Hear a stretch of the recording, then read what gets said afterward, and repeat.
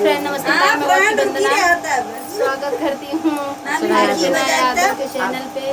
आइए, माता रानी का भजन लेके आई हैं। नवरात्र चल रहा है, नवरात्रि की ढेर सारी शुभकामनाएं, नवरात्रि की ढेर सारी शुभकामनाएं फ्रेंड। आइए माता रानी का गीत सुनते हैं और आनंद लेते हैं। माता रानी के गीत के साथ माता रानी के चरणों में बार प्रणाम, कोटि कोटि कोटि प्रणाम। मैया ना चढ़ली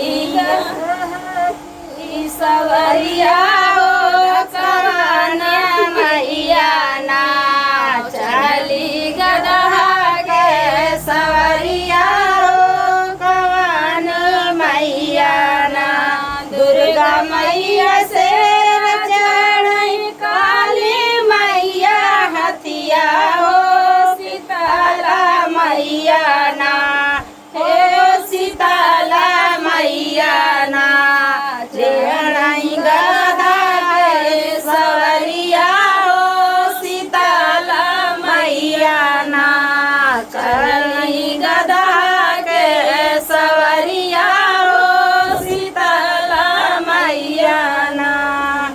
कावन मैया चुनरी ओढ़ई कावन मैया पियरी ओ कवन मैया ना, हे कवन मैया ना सोलह सिंगरवा हो कवन मैया ना, सोलह सिंगरवा हो कवन मैया ना।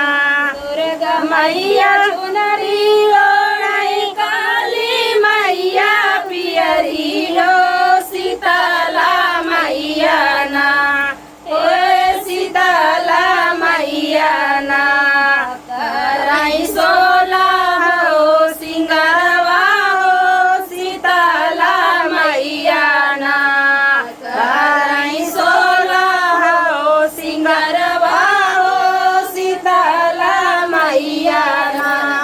कवन मैया पूरी खाली कवन मैया लेरुआ हो कवन मैया ना, हे कवन मैया ना लेली जोड़े नारियलवा हो कवन मैया ना,